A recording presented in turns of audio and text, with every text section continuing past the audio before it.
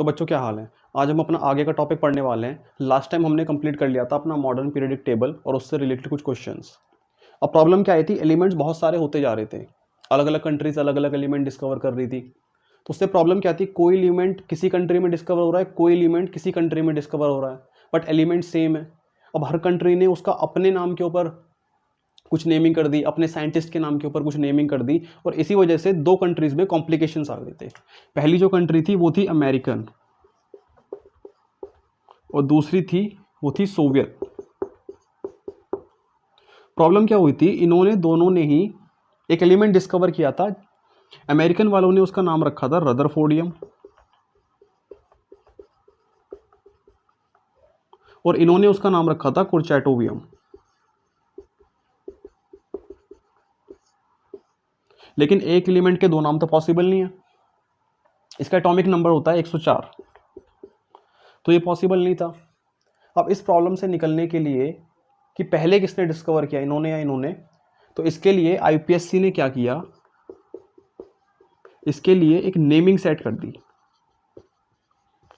उन्होंने कहा अब से जो भी एलिमेंट डिस्कवर होगा, जब तक उसका कोई एग्जैक्ट नाम नहीं मिल जाता कि पहले किसने डिस्कवर किया, हम उसको एक आईपीएससी नेमिंग से बुलाएंगे। और वो नेमिंग क्या थी, उन्होंने कहा एक करते हैं, थोड़ा सा ऊपर लिख देते हैं यहां पर,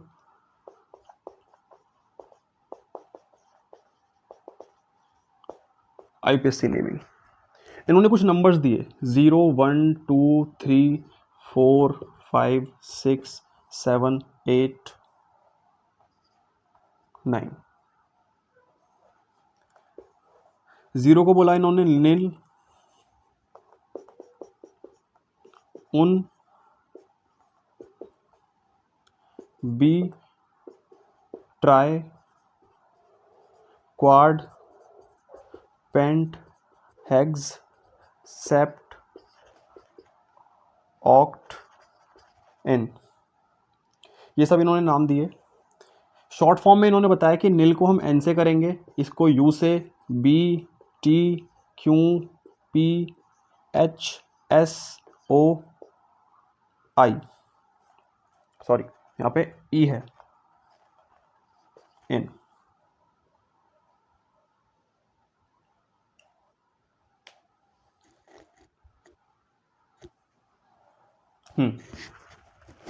अब इसके आगे क्या होगा, अब जैसे मान लो इसका 104 था, तो अभी क्या था, कंट्रोवर्सी चल रही थी, इस पर कुछ रिजल्ट नहीं आ रहा था निकल के। तो जब तक इसका रिजल्ट नहीं आएगा हम इसको किस नाम से बुलाएंगे, जैसे 104 है तो 1 को बोलेंगे हम उन, 0 पे क्या है नील, और 4 पे क्या है क्वाड, और प्लस लगा देंगे YUMEM। तो इसका पूरा नाम हो जाएगा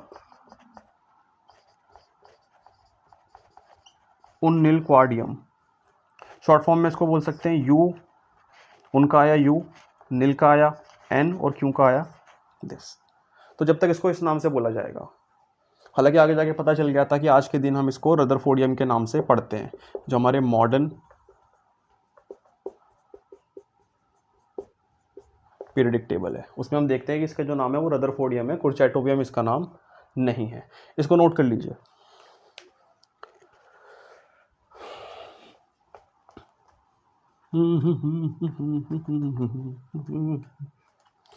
जैसे यहाँ पर एनसीईआरटी में क्वेश्चन है कि 1020 अगर एटॉमिक नंबर हुआ तो उसका नाम क्या होगा।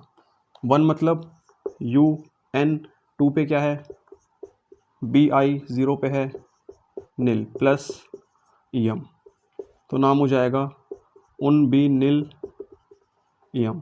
शॉर्ट फॉर्म में बोलेंगे उनका आया U, B का आया B, और N का आया UBN। जैसे किसी का भी ले लो, मान लो बोल दिया 105 का क्या होगा, 1 पे क्या है उन, 0 पे क्या है नील, 5 पे क्या है पेंट प्लस EM, तो un nil pent plus EM। Short form क्या हो जाएगी, U का आया U, इसका आया N, P का आया P, UNP। तो ऐसे करके कुछ आईपीएससी नेमिंग के डिसीजन हो गया था, जितने भी 100 से ऊपर थे सबकी आईपीएससी नेमिंग हमने इस तरह से निकाल दी थी। छापो इसको।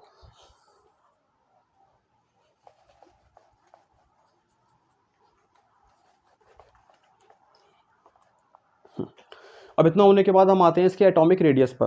यहाँ से इसकी प्रॉपर्टीज स्टार्ट हो जाएंगी, क्योंकि एलिमेंट सब सारे डिस्कवर हो चुके थे, अरेंजमेंट भी हो गया था। अब हमें देखना था उनकी प्रॉपर्टीज़ के बारे में, atomic radius, electronegativity, electron gain enthalpy, electron affinity and ionization potential. हम हर वीडियो में एक प्रॉपर्टी को कवर करते हुए चलेंगे विद उसके PYQs के साथ और जो भी उसके इंपॉर्टेंट क्वेश्चंस होंगे। हेडिंग लगा लीजिए atomic radius.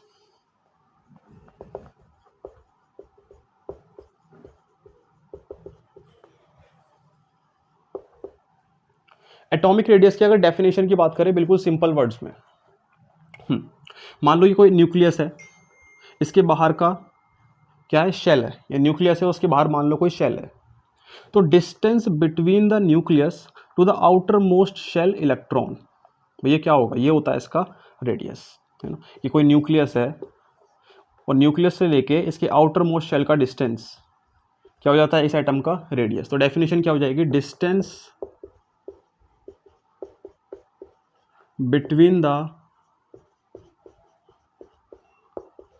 Nucleus to the outer most shells electron, इसके न्यूक्लियस का डिस्टेंस है आउटर मोस्ट शेल के इलेक्ट्रॉन को हम बोल देते हैं एटॉमिक रेडियस। अब इस एटॉमिक रेडियस को निकालने में कुछ कॉम्प्लिकेशंस थे। पहला कॉम्प्लिकेशन क्या था, जो इलेक्ट्रॉन्स का क्लाउड होता है सराउंडेड द एटम, ये क्या होते हैं, यहाँ पर इलेक्ट्रॉन्स होते हैं, हर जगह इलेक्ट्रॉन्स होते हैं। जो इलेक्ट्रॉन का क्लाउड होता है ना, जो इस न्यूक्लियस के सराउंडेड होता है, इसकी कोई शार्प बाउंड्री नहीं होती। Electron cloud surrounded the atom does not have sharp boundary. कैसे, मान लो ये न्यूक्लियस है, तो ये ना ऐसे होते हैं इलेक्ट्रॉन्स का क्लाउड, इसकी कोई शार्प बाउंड्री नहीं होती। अब यहाँ से क्या होगा, कहीं रेडियस ज़्यादा है, कहीं रेडियस कम है, तो एक्यूरेट रेडियस नहीं निकाल सकते हम। पहला पॉइंट तो ये था, जिसकी वजह से एटॉमिक रेडियस निकालने में बहुत ज़्यादा कॉम्प्लिकेशंस आते हैं। दूसरे पॉइंट की यहाँ पर बात की जाए, दूसरा पॉइंट क्या है, it is difficult to isolate the single gaseous atom to determine the radius. अब यहां तक तो बाद में पहुंचेंगे। एटॉमिक रेडियस निकालने के लिए हमें एक एटम को आइसोलेट करना पड़ेगा, क्योंकि एटम बहुत सारे होते हैं ना, ऐसा नहीं कि एक एटम यहां घूम रहा है, एक यहां घूम रहा है, बहुत सारे एटम होते हैं, उसमें से किसी एक पर्टिकुलर एटम को निकालना पड़ेगा और उसका रेडियस देखना पड़ेगा। तो बहुत सारे एटम्स में से उस पर्टिकुलर एटम को निकालना मुश्किल होता है, तो इसलिए it is difficult to isolate. Isolate मतलब करना, उसको अलग निकालना, उसको अलग निकालना, ये थोड़ा सा मुश्किल होता है, तो इसलिए भी एटॉमिक रेडियस में कॉम्प्लिकेशंस आते हैं। और तीसरा पॉइंट होता है डिफरेंट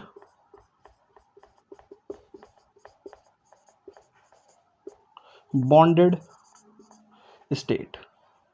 हमारे पास डिफरेंट बॉन्ड्स होते हैं, जिसकी वजह से एटॉमिक रेडियस भी क्या हो जाता है, डिफरेंट हो जाता है। जैसे जैसे हम आपको समझाएं यहाँ पर, चलो रे समझो यहाँ पर, जैसे आपके पास डिफरेंट बॉन्ड स्टेट मतलब क्या, आपके पास कोवेलेंट बॉन्ड है, कोवेलेंट बॉन्ड बनेगा शेयरिंग से, ऐसे, तो क्या हो जाएगा, यहाँ पे कुछ होगा, इसका रेडियस, ये जो बीच में से अगर मैं लाइन ड्रॉ कर दूं तो ये इसका रेडियस, ये इसका रेडियस। दूसरा कौन सी बॉन्ड आती है, मेटेलिक भी हो सकता है, देखो होने को कुछ भी हो सकता है, देखो बॉन्डेड स्टेट है ना, मेटेलिक भी तो हो सकता है। यहाँ पर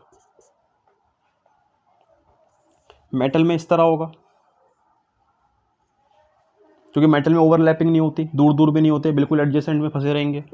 वैंडर वॉल भी हो सकता है, वैंडर वॉल में दूर दूर। ये सिर्फ बॉन्डेड स्टेट के बारे में, अभी पर्टिकुलरली इन तीनों के बारे में देखेंगे कि कैसे कैसे क्या होता है इनमें। ये सिर्फ अभी एग्जाम्पल के तौर पे समझ लो, जो हमें डिटेल्स में इन्हीं की स्टडी करनी है। तो इन बॉन्डेड स्टेट की वजह से एटॉमिक रेडियस कैसे वेरी करता है, कैसे हम एक्यूरेट रेडियस नहीं निकाल सकते, अब हम आगे देखेंगे। इसको फटाफट छापो।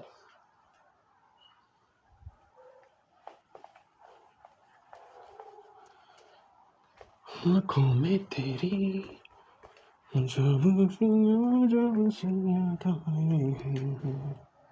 चलो आगे बढ़ते हैं।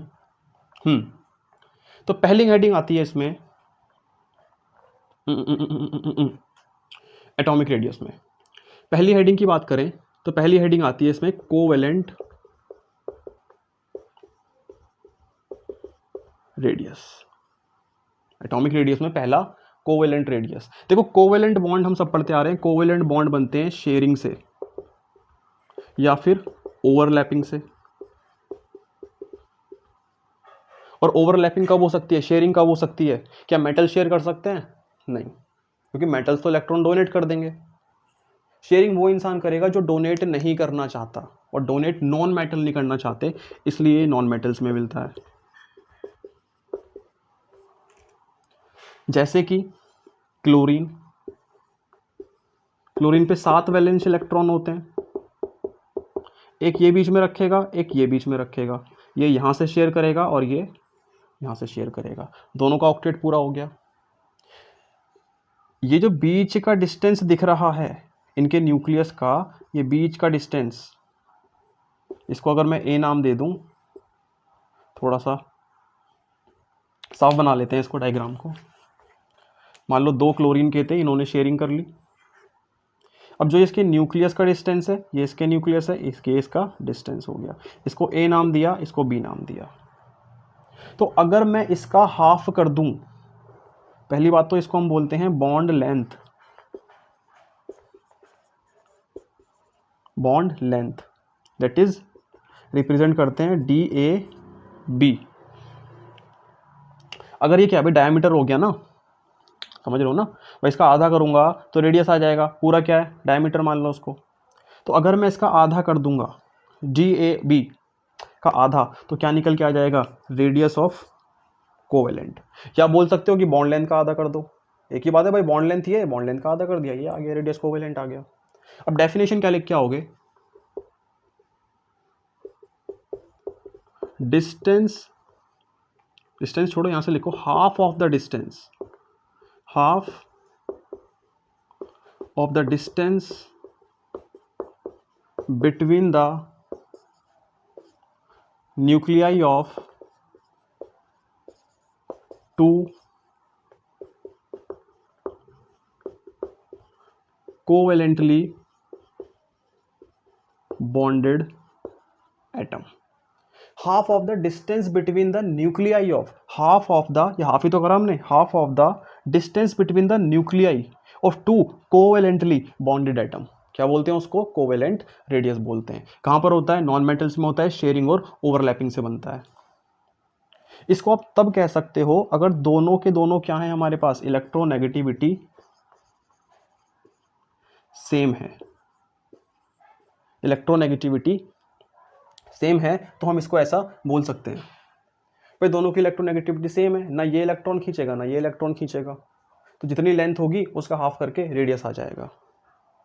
अगर समझ नहीं आया तो अभी देखना, जब इलेक्ट्रोनेगेटिविटी डिफरेंट होगी तो डिफरेंट फॉर्मूले निकल के आएंगे। इसको जरा छापो, फिर डिफरेंट की बातें करते हैं। चलो आगे बढ़ते हैं। तो यहां पे थोड़ा सा लिख लें, जब इलेक्ट्रोनेगेटिविटी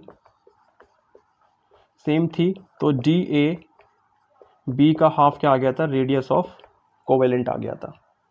मान लो इलेक्ट्रोनेगेटिव एटॉमिक भी बोल देते हैं, होमो एटॉमिक, होमो एटॉमिक मतलब सेम। अब इसका दूसरा केस क्या हो सकता है, for hetero atomic. Hetero atomic में क्या होगा, कोई डिफरेंट होंगे। मान लो शेयरिंग हो रही है, ये x है और ये y है, इनके बीच का डिस्टेंस मान लो यहाँ पे ये a है और ये b है। अगर इनका इलेक्ट्रोनेगेटिविटी का डिफरेंस लगभग 0 है, अलग अलग मॉलिक्यूल का अगर इलेक्ट्रोनेगेटिविटी का डिफरेंस लगभग 0 है, तो उसका निकालोगे आप, कैसे आएगा, radius of a plus radius of b, अगर इलेक्ट्रोनेगेटिविटी डिफरेंस सेम है। दूसरा केस इसमें ये बन सकता है, फॉर हेट्रो ही रहेगा, बट इस बार जो इलेक्ट्रोनेगेटिविटी का डिफरेंस है वो लगभग सेम नहीं रहेगा, एक्चुअली वो सेम ही नहीं रहेगा, 0 के बराबर नहीं है। तो उसमें हमारे पास दो केस आ जाते हैं, दो साइंटिस्ट आए थे, एक तो था स्टीवनसन एंड शूमेकर।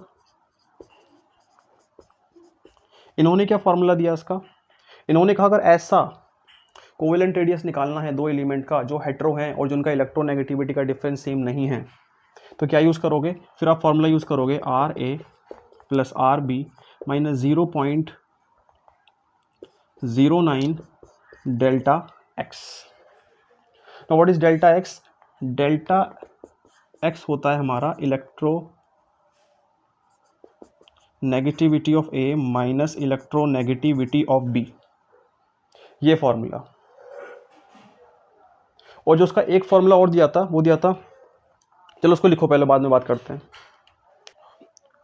तो एक फॉर्मूला तो उसका ये आया था, दूसरा जो उसका फॉर्मूला आया था यहीं से निकल के आया था, अगर सेम नहीं है इलेक्ट्रोनेगेटिविटी का डिफरेंस, वो थे porter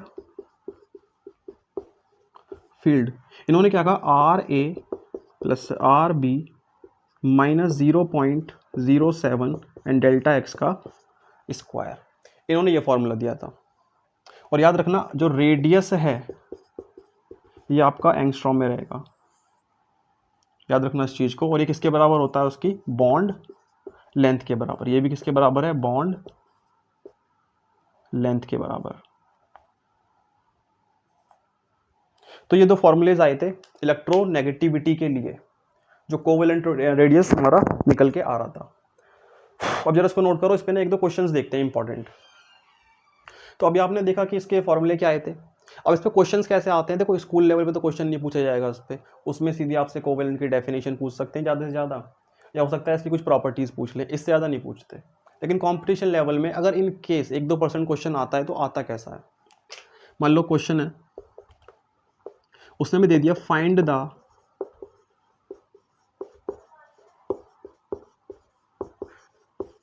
bond length of HF, और हाइड्रोजन की इलेक्ट्रोनेगेटिविटी दे दी 2.1, फ्लोरीन की electronegativity they the 4, and the radius of hydrogen is 0.32 angstrom and the radius of fluorine is 0.73 angstrom. और आपको यूज करना है यूजिंग शूमेकर फॉर्मूला,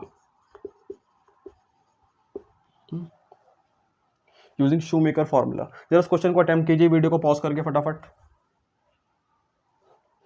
तो चलिए अटेम्प्ट हो गया होगा, इसको शुरू करते हैं यहाँ से करना। चलो रे, इसका फॉर्मूला होता है यार A plus RB minus 0.09 delta x.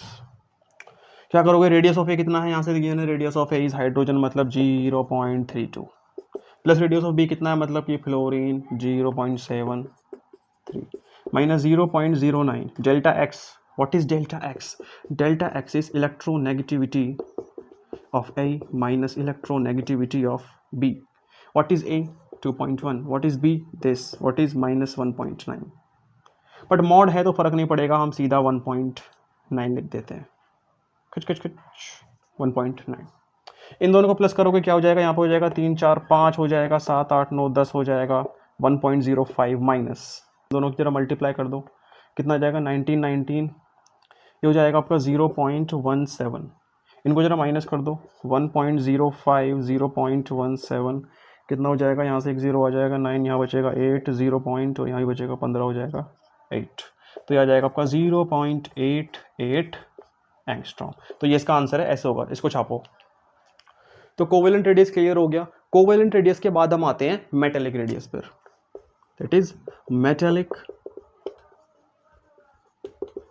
Radius. नाम से पता चल रहा है मेटेलिक है, तो ऑब्वियस सी बात है कहीं ना कहीं ये मेटल्स में मिलने वाला है आपको, मेटेलिक रेडियस। क्या होता है, मान लो दो मेटल हैं, एक मेटल ये है, एक मेटल ये है, फिर से ये इनका न्यूक्लियस हुआ, इन दोनों के बीच का डिस्टेंस को अगर मैं आधा कर दूंगा, that is metallic radius. What is this, this is आपकी बॉन्ड लेंथ। बॉन्ड लेंथ का आधा कर दो या डी ए बी को आधा कर दो, कैसे भी कर दो उसको। डेफिनेशन क्या लिखोगे इसकी,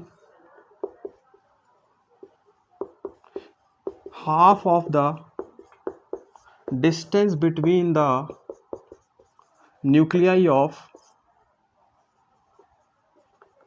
टू एडजेसेंट एटम, एडजेसेंट मतलब बराबर बिल्कुल, half of the distance between two nuclei of adjacent atom, क्या बोलते हैं, मेटेलिक रेडियस बोलते हैं। रेडियस सिंपल निकालते हैं हम, इसमें इलेक्ट्रोनेगेटिविटी का सीन नहीं रहता बिल्कुल भी, क्योंकि शेयरिंग नहीं हो रही है ना आपस में, अपने अपने इलेक्ट्रॉन बढ़िया रखे हैं इनके पास, कोई प्रॉब्लम की बात नहीं है। इसमें ये पूछ लेते हैं metallic radius is inversely proportional to bond strength. Sir कहा बोले, हम बोले कि मेटेलिक रेडियस जितना ज़्यादा होगा बॉन्ड स्ट्रेंथ उतनी कम होगी।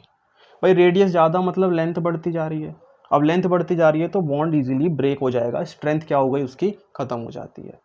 तो ये होता है आपका मेटेलिक रेडियस। इसमें एक बढ़िया सा बता के रखते हैं, चलो लिखवाते हैं, पहले इसको नोट करो। ये नोट कर लिया।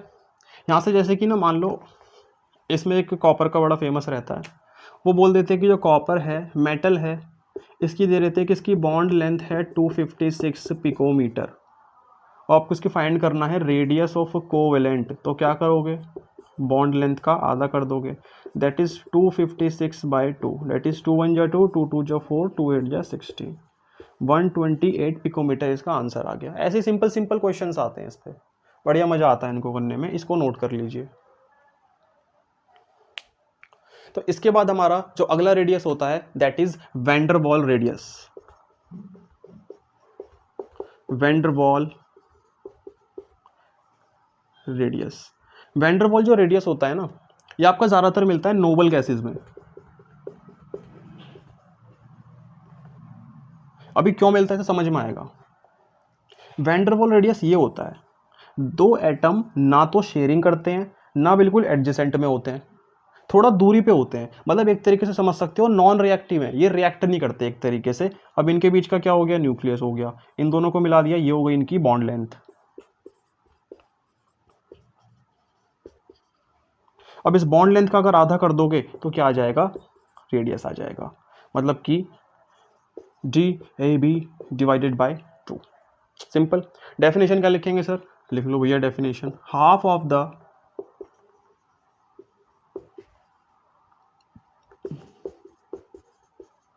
distance between the nuclei of two neighboring atom। Neighbouring मतलब हाँ आसपास हैं, बिल्कुल मिले हुए नहीं है, इन दोनों के डिस्टेंस है जो न्यूक्लियस से, इसको आधा कर दोगे तो क्या आ जाएगा, बॉन्ड लेंथ आ जाएगी।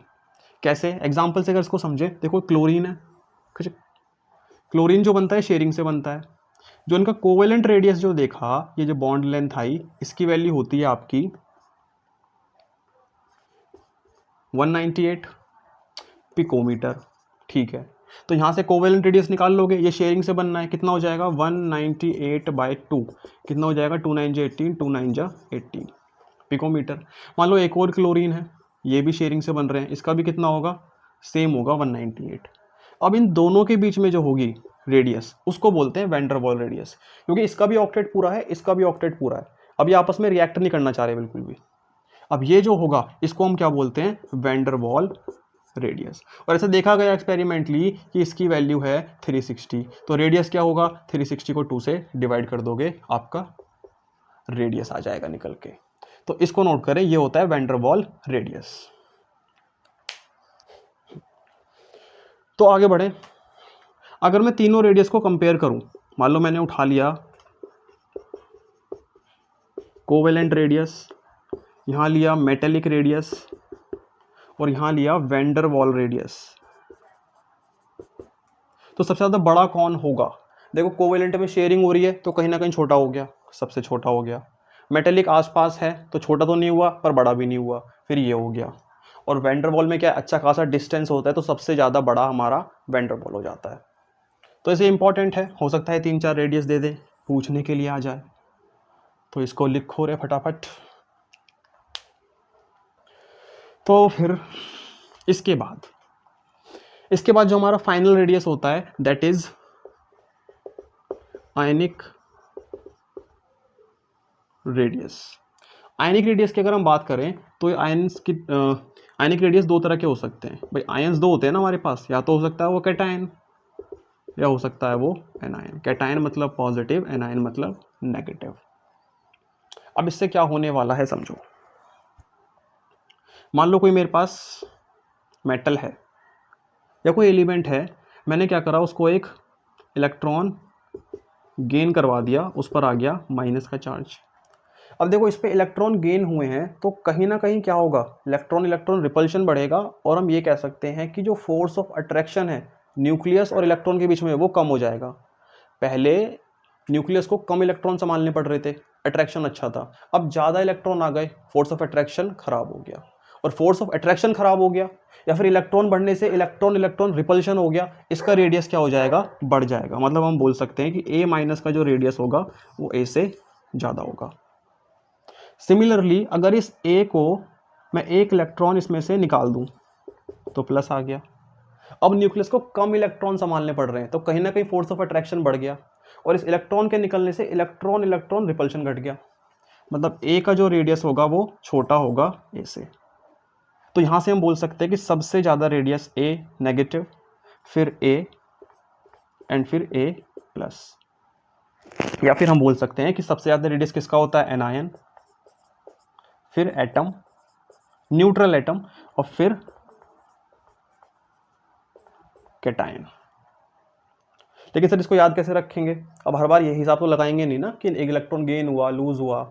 इसको याद रखने का सिंपल सा तरीका है, जितना ज़्यादा नेगेटिव उतना ज़्यादा रेडियस। याद रखना, जितना ज़्यादा नेगेटिव उतना ज़्यादा रेडियस, जितना ज़्यादा पॉजिटिव उतना कम रेडियस। नेगेटिव को ऐसे लो जैसे कि ना इलेक्ट्रोनेगेटिविटी होती है, मतलब कोई इंसान है उसमें ना नेगेटिविटी भरी पड़ी है, कूट कूट के भरी पड़ी है नेगेटिविटी, और ज़्यादातर ऐसे ही हो रहा है। आपके जो आसपास बैठे हैं बगल वाला भी क्या है, इलेक्ट्रोनेगेटिविटी से भरा पड़ा है, आपको भी कर देगा साथ में। अच्छा ऐसा करेगा नहीं तो क्या होगा, नेगेटिविटी से सब लोग दूर भागते हैं। कोई इलेक्ट्रोनेगेटिविटी भरी पड़ी है तो सब उससे दूर जाएंगे, तो दूर जाएंगे तो क्या होगा, रेडियस बड़ा हो जाएगा। पॉजिटिविटी है तो सब पास आएंगे, रेडियस छोटा हो जाएगा। तो ऐसे इसको याद कर सकते हो। इसलिए कुछ एग्जांपल देता हूं, उसके पहले से नोट कर लो जरा। चलिए नोट हो गया, आगे बढ़ते हैं थोड़ा सा। मान लो उसमें क्वेश्चन आ गया कि अरेंज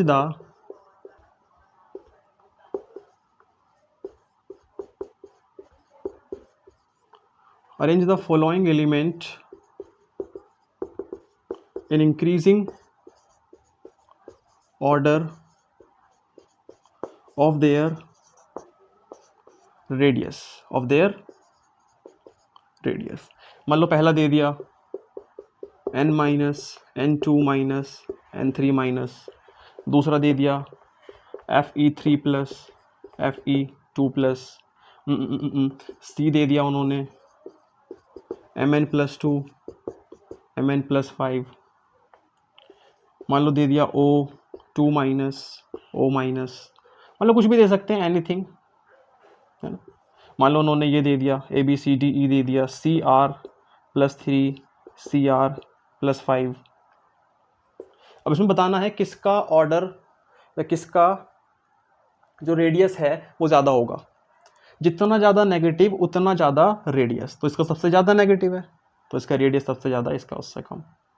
जितना ज़्यादा पॉजिटिव रेडियस कम, पॉजिटिव ज़्यादा रेडियस कम, पॉजिटिव ज़्यादा रेडियस कम, नेगेटिव ज़्यादा रेडियस ज़्यादा, पॉजिटिव ज़्यादा रेडियस कम। तो इनका ऑर्डर होता है। क्वेश्चन सिंपल आते हैं, इस पर छापो इसको।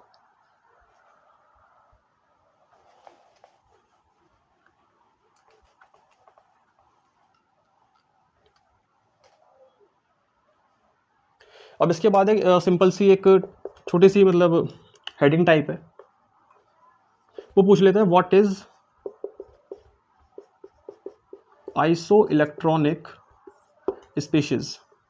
देखो आइसो का जो मतलब होता है, समझो उसको, आइसो का मतलब होता है सेम, और इलेक्ट्रॉनिक का मतलब होता है इलेक्ट्रॉन्स। मतलब ऐसी स्पीशीज जिनके पास क्या हो, सेम नंबर ऑफ इलेक्ट्रॉन्स हो, सेम नंबर ऑफ इलेक्ट्रॉन हो। जैसे मान लो मैंने लिया nitrogen, oxygen, fluorine, neon, sodium, magnesium, aluminium. Atomic number सब जानते हैं इनका। नाइट्रोजन का कितना होता है, 7, 8, 9, 10, 11, 12, 13। इस पे जरा से आयंस में कर देते हैं थोड़ी देर के लिए, क्योंकि हमें इलेक्ट्रॉन सेम करने हैं, तो किसी के लूज करवाने पड़ेंगे, किसी के गेन करवाने पड़ेंगे। नियोन पे कितने होते हैं, 10 इलेक्ट्रॉन। इस पे 9 इलेक्ट्रॉन होते हैं, एक इसने गेन कर लिया 10 इलेक्ट्रॉन, इसने 2 गेन करे 10 इलेक्ट्रॉन, इसने 3 करे 10 इलेक्ट्रॉन्स। भाई 7 नंबर क्या है, 7 का एटॉमिक नंबर का मतलब क्या, अगर एटॉमिक नंबर 7 है इसका मतलब इस पे 7 ही इलेक्ट्रॉन्स हैं। तो एटॉमिक नंबर जितना होता है ना उतने इलेक्ट्रॉन्स होते हैं, किसी को नहीं पता हो तो। और 3 - 3 इसने गेन कर लिए, 7, 8, 9, 10 इलेक्ट्रॉन। जितना एटॉमिक नंबर उतने number of electron. 8 electron 2 gain कर लिए, 10 इलेक्ट्रॉन हो गए। यहाँ पे देखो इस पे 11 एटॉमिक नंबर है, 11 इलेक्ट्रॉन, एक इसने लूज कर दिया 10 इलेक्ट्रॉन, इसने 2 लूज करे 10 इलेक्ट्रॉन, इसने 3 लूज करे 10 इलेक्ट्रॉन्स। तो ऐसी स्पीशीज जिनके नंबर ऑफ इलेक्ट्रॉन्स सेम हो क्या बोलते हैं, आइसो इलेक्ट्रॉनिक स्पीशीज। अगर यहां पर बात करें एटॉमिक रेडियस में, इनको कन्वर्ट करो, किसका एटॉमिक रेडियस ज्यादा होगा, जितना ज्यादा नेगेटिव उतना ज्यादा रेडियस। तो ऑर्डर हो जाता है ये, इसको नोट कर लें। अब आ जाते हैं इसके ट्रेंड पर। ट्रेंड मतलब ये ग्रुप में, ये पीरियड में कैसे बढ़ेगा और ये ग्रुप में कैसे बढ़ेगा। मान लो ऐसे जा रहे हैं हम बढ़ रहे हैं ग्रुप की तरफ, यहां से खचा खचा ग्रुप बढ़ते जा रहे हैं। तो ऐसे जाने पे क्या होता है, एटॉमिक नंबर बढ़ रहे हैं, एटॉमिक नंबर बढ़ रहा है तो यहां पे इलेक्ट्रॉन्स भी बढ़ रहे हैं और यहां पर प्रोटॉन भी बढ़ रहे हैं। जिससे क्या होगा, प्रोटॉन के बढ़ने से जो इफेक्टिव न्यूक्लियर चार्ज होगा, इफेक्टिव न्यूक्लियर चार्ज होगा वो बढ़ जाएगा। ये प्रोटॉन बढ़ रहे हैं ना, प्रोटॉन के बढ़ने से क्या होगा, यहां से न्यूक्लियर का चार्ज बढ़ जाएगा। अब चार्ज बढ़ेगा, यहां से फोर्स ऑफ अट्रैक्शन ज़्यादा होगा, जिससे रेडियस छोटा हो जाएगा, तो एटॉमिक रेडियस कम हो जाता है। नीचे की तरफ जब हम आते हैं तो पहला पीरियड, दूसरा, तीसरा, चौथा, पांचवा, और लास्ट टाइम बताया था पीरियड को एन से रिप्रेजेंट करते हैं, इससे एन से रिप्रेजेंट करते हैं, और एन बताता है number of shell, 1 shell, 2 shell, 3 shell. तो जैसे जैसे पीरियड बढ़ रहा है नंबर ऑफ शेल बढ़ते जा रहे हैं। तो नंबर ऑफ शेल के बढ़ने से क्या होगा, अगर वो चीज़ बड़ी होती जा रही है तो उसका फोर्स ऑफ अट्रैक्शन कैसा हो रहा है, वीक हो रहा है। चीज़ बड़ी होती जा रही है ना, न्यूक्लियस लास्ट तक के इलेक्ट्रॉन तक पहुंच नहीं पा रहा उसका चार्ज, जो उसका अट्रैक्शन है। तो नंबर ऑफ शेल के बढ़ने से क्या होता है, एटॉमिक रेडियस बढ़ जाता है। भाई नंबर ऑफ शेल बढ़ते जा रहे हैं, है ना, पहले 1 शेल था, 2 शेल हो गए, 3 शेल हो गए, नंबर ऑफ शेल क्या है, बढ़ते जा रहे हैं। तो उससे क्या हो रहा है, एटॉमिक रेडियस बढ़ता जा रहा है। अब इस पर कुछ क्वेश्चंस देखते हैं।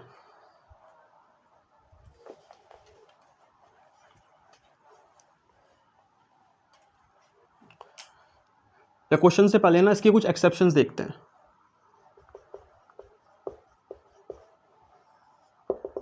पहली एक्सेप्शन क्या है इसकी, जैसे मैं बात करूं हाइड्रोजन, और ऐसे जाते रहते तो यहाँ पे आता है हीलियम।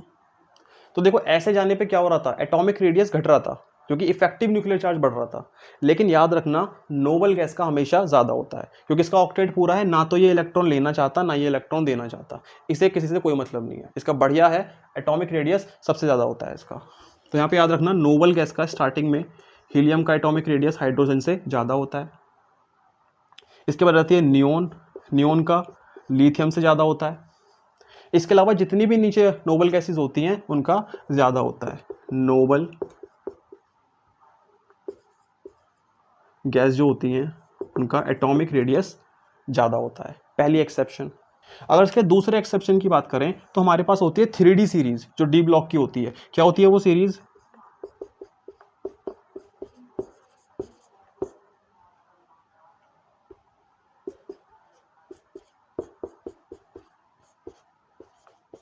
ये होती है 3D सीरीज हमारी।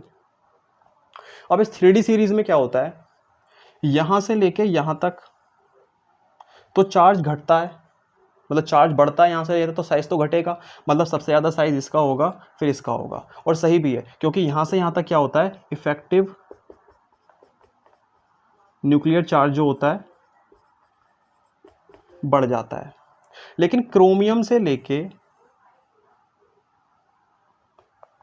कोबाल्ट तक क्या होगा, यहाँ पर जो है साइज जो है नियरली इक्वल हो जाता है, या सबकी जगह लगाने के लिए यहाँ लिख लो, नियरली सेम हो जाता है। ऐसा इसलिए होता है क्योंकि जो न्यूक्लियर चार्ज है वो बराबर हो जाता है स्क्रीनिंग इफेक्ट के, स्क्रीनिंग इफेक्ट के। ओहो हो, अब स्क्रीनिंग इफेक्ट क्या है, आधों के तो यहीं हाथ पैर फूल गए होंगे। स्क्रीनिंग इफेक्ट अभी के लिए समझ लो, स्क्रीनिंग इफेक्ट की वजह से बराबर हो जाता है। इस पे बात करेंगे स्क्रीनिंग इफेक्ट क्या होता है। और यहाँ पर देखने के लिए मिला कि कॉपर का ज़्यादा हो जाता है। रीज़न क्या होता है, जो स्क्रीनिंग इफेक्ट होता है हमारा वो ज़्यादा हो जाता है न्यूक्लियर चार्ज से। अभी बात करेंगे स्क्रीनिंग इफेक्ट के बारे में, एक सेपरेट लेक्चर आएगा, इसको नोट कर लो। तो चलिए नोट कर लिया, तो स्क्रीनिंग इफेक्ट की बातें करनी है, इस पर सेपरेट लेक्चर आएगा। और ये पूरी ना 3D सीरीज होती है हमारी, 3D सीरीज। यहाँ पे 3D में ना भरने स्टार्ट हो जाते हैं, जैसे यहाँ पे होता है हमारा 3D1, यहाँ पे होता है 3D2, 3D3, 3D5, यहाँ भी 3D5, दोनों जगह 3D5 आ जाता है। रीज़न समझेंगे इसका भी क्या होता है ऐसा। 3D6, 3D7, 3D8, 3D10 and 3D10। तो जो डी दिख रहा है ना, डी में देख रहे हो यहाँ पे इलेक्ट्रॉन बढ़ते जा रहे हैं बढ़ते जा रहे हैं। अब इन इलेक्ट्रॉन के बढ़ने से क्या हो जाता है, इसमें इलेक्ट्रॉन इलेक्ट्रॉन रिपल्शन स्टार्ट हो जाता है। अब रिपल्शन स्टार्ट होगा, क्या होगा, दूर दूर भागेंगे, और दूर दूर भागने से एटॉमिक रेडियस बड़ा हो जाएगा। तो उसको ऐसे भी समझ सकते हो। बाकी हम बात करेंगे प्रॉपर स्क्रीनिंग इफेक्ट क्या होता है अपने अगले लेक्चर में। इसके अलावा हमारा जो 13 होता है, 13 जो ग्रुप होता है वो होता है ये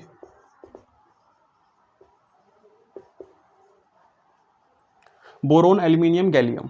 अब इसमें क्या प्रॉब्लम होती है, जो एल्यूमिनियम होता है उसका जो रेडियस होता है वो लगभग गैलियम के बराबर होता है। देखो होना क्या चाहिए, नीचे आने पे एटॉमिक रेडियस बढ़ना चाहिए, क्योंकि नंबर ऑफ शेल्स बढ़ते जा रहे हैं। लेकिन होता क्या है, गैलियम का और एल्यूमिनियम का बराबर हो जाता है। इसका रीजन क्या होता है, due to poor shielding effect of d orbital. Poor shielding effect of d orbital की वजह से बराबर हो जाता है। शील्डिंग इफेक्ट और स्क्रीनिंग इफेक्ट दोनों ही सेम है, दोनों की बातें करेंगे। फिलहाल के लिए इस पे भी स्टार बना लो कि क्या होता है। सारी चीजें समझ में आएंगी धीरे धीरे।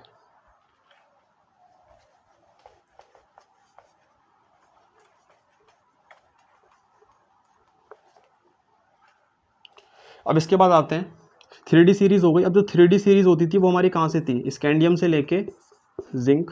इसके बाद आती है डी ब्लॉक में हमारी 4D सीरीज जो आती है यट्रियम से लेके कैडमियम तक। उसके बाद आती है 5D सीरीज लैंथेनम से लेके मरकरी तक। अब होता क्या है, 4D सीरीज और 5D सीरीज का जो रेडियस होता है वो नियरली सेम होता है। इसका रीजन बताते हैं हम, लेंथेनॉइड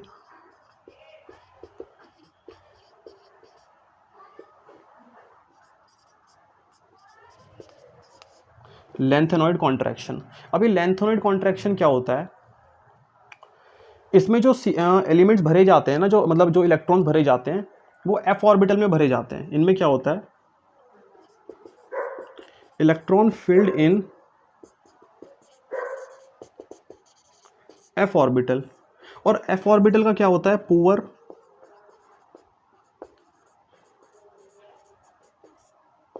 शील्डिंग इफेक्ट। फिर से वही शील्डिंग इफेक्ट बात करेंगे इसके बारे में। फिर से शील्डिंग इफेक्ट, जिसकी वजह से क्या होता है, पुअर शील्डिंग इफेक्ट की वजह से इसका साइज छोटा हो जाता है, इसमें कॉन्ट्रैक्शन आ जाता है। एक ना ऑर्डर याद कर लो, सबसे ज़्यादा शील्डिंग इफेक्ट एस का, पी का, डी का, देन एफ का होता है। एक एक्सेप्शन इसमें ये आती है। अभी शील्डिंग इफेक्ट को समझना बाकी है, बाकी सारी चीज़ें नोट करते चलना। ये इसमें एक्सेप्शन आ जाती है, ये हमारे डी ब्लॉक के होते हैं, डी ब्लॉक, इसको नोट कर लें। हो गया नोट। तो हम बात करते हैं शील्डिंग इफेक्ट की। ये शील्डिंग इफेक्ट क्या है? देखो, एक तो मैंने दो वर्ड यूज करे हैं, एक तो मैंने यूज करा है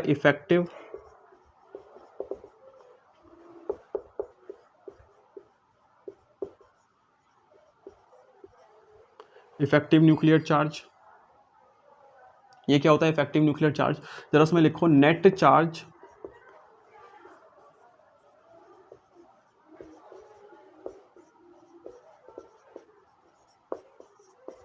experienced by outer electron, net charge experienced by outer electron is called effective nuclear charge। तो क्या मतलब है इसका? नेट चार्ज एक्सपीरियंस बाय, होता क्या है ना, इलेक्ट्रॉन्स जो बाहर की तरफ इलेक्ट्रॉन्स होते हैं, जो हमारे ये न्यूक्लियस है, अब शेल्स हैं, यहाँ पर भी इलेक्ट्रॉन्स हैं और यहाँ पर भी इलेक्ट्रॉन है। जो आउटर इलेक्ट्रॉन्स होते हैं उन्हें सारा चार्ज नहीं मिल पाता न्यूक्लियस का, उन्हें कुछ ही चार्ज मिलता है। रीज़न क्या होता है? इसको समझने के लिए अब एक लाइन आती है, स्क्रीनिंग और शील्डिंग इफेक्ट। स्क्रीनिंग या फिर इसको बोल देते हैं शील्डिंग इफेक्ट। ये क्या होता है? देखो, decrease in the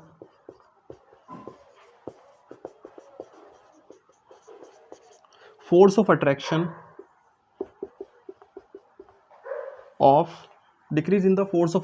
between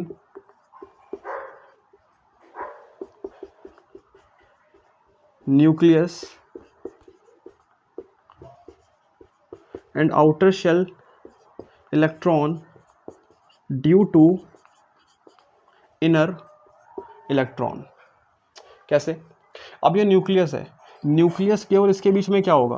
force of attraction होगा। इसके और न्यूक्लियस के बीच में भी ये इलेक्ट्रॉन और ये इलेक्ट्रॉन के बीच में फोर्स ऑफ अट्रैक्शन है। इन इलेक्ट्रॉन और इन इलेक्ट्रॉन के बीच में फोर्स ऑफ अट्रैक्शन होगा, बट ये इलेक्ट्रॉन, अंदर वाले जो इलेक्ट्रॉन है वो बाहर वाले इलेक्ट्रॉन को रिपेल भी तो करेंगे, इनके बीच में रिपल्शन भी तो होगा। मतलब जितना चार्ज इन्हें मिलना चाहिए था, इस रिपल्शन की वजह से जो इन दोनों के बीच में हो रहा है, उतना चार्ज इसे नहीं मिल पा रहा, और जो कुछ भी चार्ज मिल पा रहा है उसे बोलते हैं इफेक्टिव न्यूक्लियर चार्ज। तो कैसे लिखते हैं इसको? Z इफेक्टिव अगर हमें निकालना होता है तो इसको लिखते हैं Z effective Z minus sigma. Sigma क्या होता है हमारा? स्क्रीनिंग कांस्टेंट, ये होता है स्क्रीनिंग कांस्टेंट, और Z क्या होता है हमारा? Atomic number. जितना उसका एटॉमिक नंबर है उसमें से स्क्रीनिंग कांस्टेंट को माइनस कर दोगे, आपका Z इफेक्टिव निकल के आ जाता है। और सबसे अंदर कौन सा होता है इसमें? S। तो S क्या करता है? बढ़िया शील्ड बना के खड़ा हो जाता है। S यहाँ पे बढ़िया शील्ड बना लेगा और बाहर तक इलेक्ट्रॉन्स का जो चार्ज है वो जा ही नहीं पाएगा। उसके बाद आता है P, फिर D और F। S सबसे अच्छी शील्ड बनाता है, बाहर तक चार्ज को नहीं जाने देगा। P थोड़ी बेकार, D और बेकार, F थोड़ी और बेकार शील्ड बनाता है। इसलिए इन दोनों का तो होता है गुड शील्डिंग इफेक्ट, और इन दोनों का बहुत ही ज़्यादा पुअर शील्डिंग इफेक्ट होता है। मतलब पुअर शील्डिंग का मतलब है कि ये न्यूक्लियस के चार्ज को अच्छे से शील्ड नहीं कर पाते, जिसकी वजह से इसका चार्ज पीछे तक चला जाएगा और पीछे के इलेक्ट्रॉन्स को अपनी साइड अट्रैक्ट कर लेगा, जिसकी वजह से क्या होगा? साइज छोटा हो जाएगा। और ये मैंने पहले बताया था, due to poor shielding effect, क्योंकि जो लास्ट के इलेक्ट्रॉन्स है वो डी में जा रहे हैं, डी हमारा पुअर शील्ड दिखा रहा है, मतलब लास्ट के इलेक्ट्रॉन्स को न्यूक्लियस अपनी साइड खींच लेगा और साइज छोटा हो जाएगा। और एफ पता, जो लेंथोनेट कॉन्ट्रैक्शन था उसका रीजन क्या था? क्योंकि जो लास्ट इलेक्ट्रॉन है वो एफ में फिल हो रहे हैं, और एफ का क्या है? पुअर शील्डिंग इफेक्ट, अच्छी शील्ड नहीं बना पा रहा, तो एफ के पीछे जो इलेक्ट्रॉन्स होंगे न्यूक्लियस उनको अपनी साइड अट्रैक्ट कर लेगा और साइज छोटा हो जाएगा। तो ये इसका रीजन होता है, इसको नोट कर ले। तो आज के लेक्चर में इतना रखते हैं। अब नेक्स्ट लेक्चर में हम लोग देखेंगे कि Z इफेक्टिव निकलता कैसे। क्वेश्चन तो नहीं आते इस पे, फिर भी एक दो क्वेश्चन आता है, हम देखेंगे Z इफेक्टिव को कैलकुलेट कैसे करेंगे या स्क्रीनिंग कांस्टेंट को कैलकुलेट कैसे करेंगे। इसके लिए हमारे चैनल पर बने रहिए और अगली लेक्चर का थोड़ा सा वेट करना पड़ेगा। तब तक के लिए रात के शायद मेरे ख्याल से 8 बज रहे हैं, तो गुड नाइट।